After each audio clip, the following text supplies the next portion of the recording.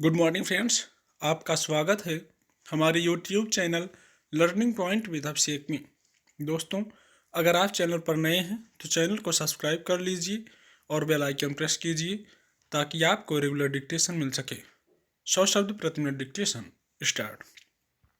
जनप्रतिनिधियों की बैठक के लिए नगर निगम से लेकर विधानसभा या फिर संसद तक जितने भी सदन हैं उनसे उम्मीद की जाती है कि वहाँ आपसी विचार विमर्श और बहस के बाद जनता के हित में फैसले लिए जाएंगे, नीतियाँ और योजनाएं बनाई जाएंगी।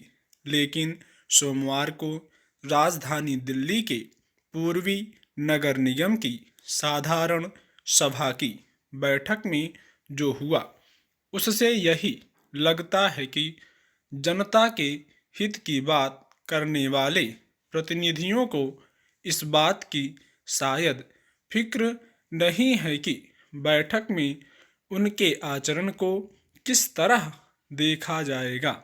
गौरतलब है कि पार्षद कोष की हेराफेरी और केंद्र सरकार की ओर से लाए गए नए कृषि कानूनों के मुद्दे पर पक्ष और विपक्ष के बीच पहले जमकर हंगामा हुआ, फिर बात बढ़ती गई। दोनों पक्षों के बीच जूते चप्पल भी चले। हालत यह थी कि जब आम आदमी पार्टी के पार्षदों ने किसान आंदोलन के दौरान जिन किसानों की मौत हो गई उन्हें श्रद्धांजलि देने का प्रस्ताव रखा तो सत्ता पक्ष के पार्षदों ने इसका तीखा विरोध किया और इस पर भी काफी हंगामा हुआ। जाहिर है, पहले हंगामा और फिर हिंसक रवैया अख्तियार करने वाले लोगों को सदन के साथ साथ अपनी मर्यादा की भी चिंता नहीं है, वरना अगर उनके बीच किसी मसले पर मतभेद या विवाद था तो उसे संवाद के जरिए सुलझाया जा सकता था।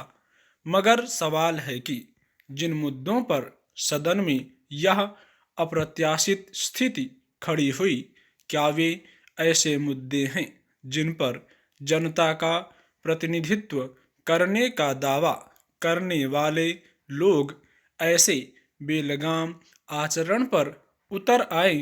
अगर कोई वित्तीय गड़बड़ी हुई या किसी आंदोलन को मुद्दा आधारित समर्थन देने की बात है तो क्या इस मसले पर नेताओं के बीच मतभेद या विरोध इतना तीखा हो सकता है कि उनमें से कुछ लोग आपस में जूते चप्पल चलाने लगें?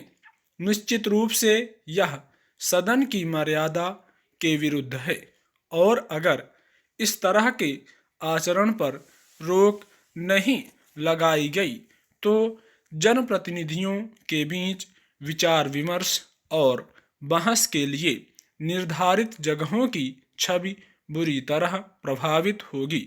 हालांकि अवांछित हरकत के लिए दो पार्षदों को अगले 15 दिनों तक के लिए निलंबित किया गया है, लेकिन जरूरत इस बात की है कि सदन की बैठकों में ऐसा आचरण न हो।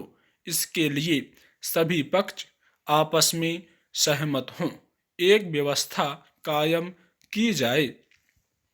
यूं किसी सदन में हाथापाई या ऐसे आक्रामक व्यवहार की यह कोई पहली घटना नहीं है।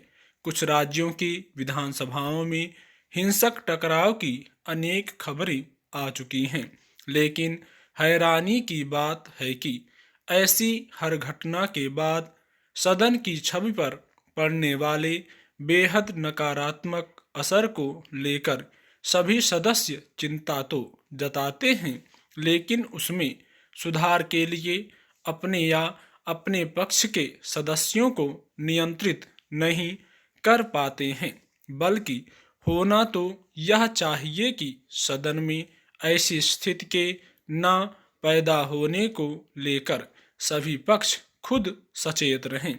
ऐसी जगहों पर किसी मुद्दे पर असहमति, मतभेद या विवाद तक भी चल सकता है, लेकिन हिंसा या अमर्यादित व्यवहार किसी भी स्थिति में स्वीकार्य नहीं होना चाहिए। स्टॉप।